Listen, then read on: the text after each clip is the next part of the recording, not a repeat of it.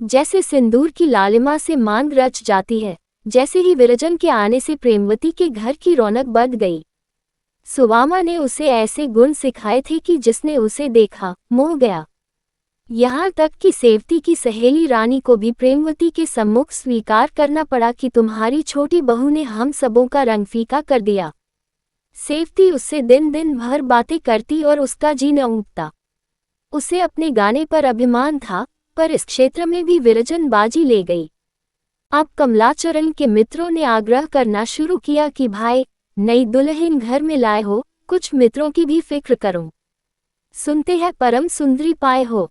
कमलाचरण को रूपे तो ससुराल से मिले ही थे। जेब खनखना कर बोले, अजी दावत लो, शराबे उड़ाओ। हो, बहुत शोरगुल न मचाना, नहीं तो कहीं भीतर खबर होगी तो समझेगी कि ये गुंडे हैं। जब से वह घर में आई है, मेरे तो होश उड़े हुए हैं। कहता हूँ, अंग्रेजी, फारसी, संस्कृत, अलम गलम सभी घोटे बैठी है। डरता हूँ कहीं अंग्रेजी में कुछ पूछ बैठी या फारसी में बातें करने लगे, मुझे ताकने के सिवाय और क्या करूँगा। इसलिए अभी जी बचाता फिरता हूँ। यूं तो कमलाचरण के मित्रों की संख्या अपरिमित थी। नगर के जितने कबूतरबाज, कनकौबाजा गुंडे थे सब उनके मित्र, परंतु सच्चे मित्रों में केवल 5 महाशय थे और सभी के सभी फाकेमस छिछोरे थे। उनमें सबसे अधिक शिक्षित मियाँ मजीद थे। ये कचहरी में अरौइस किया करते थे। जो कुछ मिलता वह सब शराब में भेंट करते। दूसरा नंबर हमीदन खां का था। इन महाशय ने बहुत पैतृक संपत्ति पाई थी, परंतु 3 वर्ष में सब कुछ विलास में लुटा दी। अब ये धन था कि साय को सज धज कर गालियों में धूल फौंकते फिरते थे। तीसरे हजरत सैयद हुसैन थे, पक्के जुआरी, नाल के परम भक्त, सेकंडों के दांव लगाने वाले, स्त्री गहनों पर हाथ मौजना तो नित्य का इनका काम था।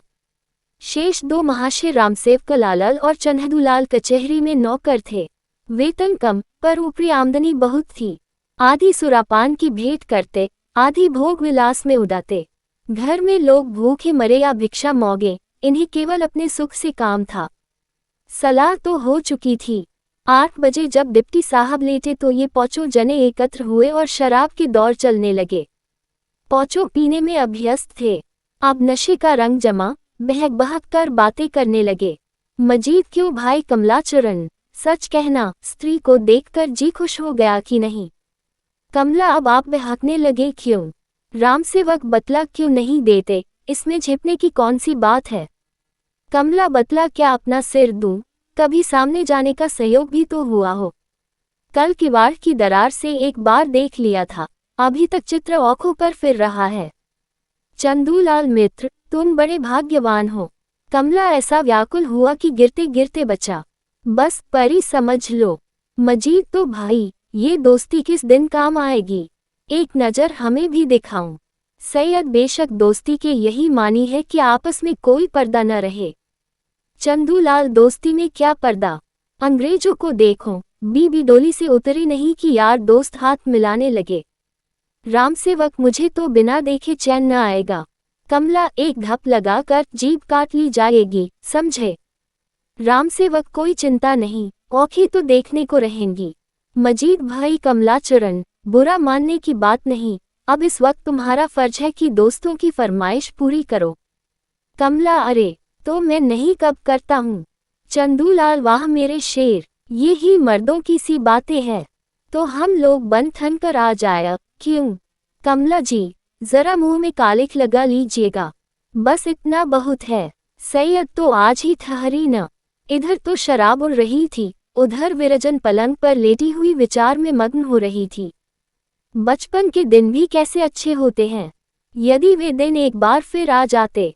ओह, कैसा मनोहर जीवन था। संसार प्रेम और प्रीति की खान थी। क्या वह कोई अन्य संसार था? क्या उन दिनों संसार की वस्तुएं बहुत सुंदर होती थी? इन्हीं विचारों में औंख झपक गई और बचपन की एक घटना आंखों के सामने आ गई। लल्लू ने उसकी गुड़िया मरोड़ दी। उसने उसकी किताब के 2 पन्ने फाड़ दिए। तब लल्लू ने उसकी पीठ मंजोर से चुटकी ली, बाहर भागा। वह रोने लगी और लल्लू को कोस रही थी कि सवामा उसका हाथ पके आई और बोली, क्यों बेटी, इसने तुम्हें मारा है ना? ये बहुत मार मार कर भागता है। आज इसकी खबर लेती हम, देखो कहाँ मारा है। लल्लू ने डगमगाई आंखों से विरजन की ओर देखा। तब विरजन ने मुस्कुरा कर कहा, मुझे उन्होंने कहाँ मारा है, ये मुझे कभी नहीं मारते। ये कहकर उसका हाथ पकड़ लिया, अपने हिस्से की मिठाई खिलाए और फिर दोनों मिलकर खेलने लगे। वह समय अब कहाँ 9 रात्रि अधिक बीत गई थी। अचानक विरजन को जान पड़ा कि कोई सामने वाली दीवार धमधमा रहा है।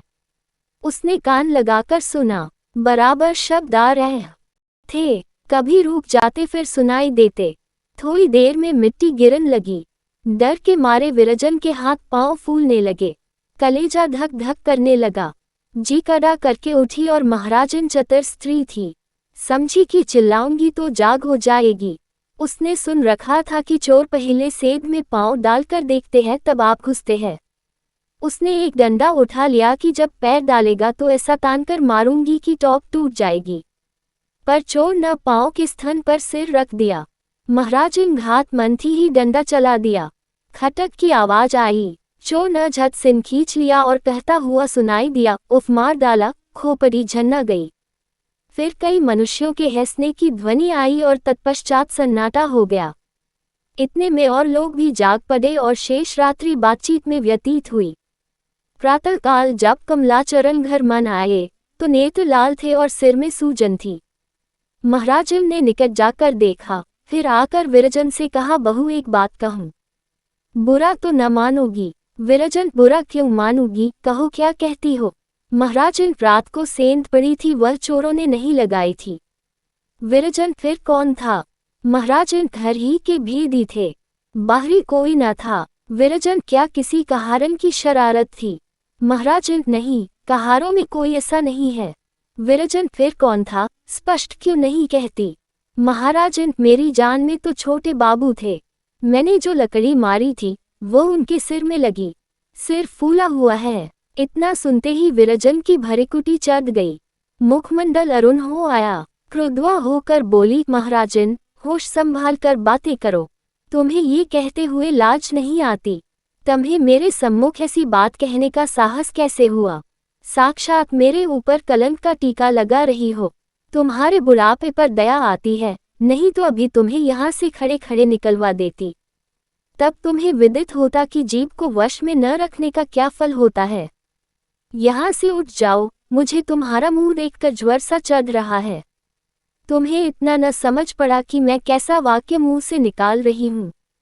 उन्हें ईश्वर ने क्या नहीं दिया है।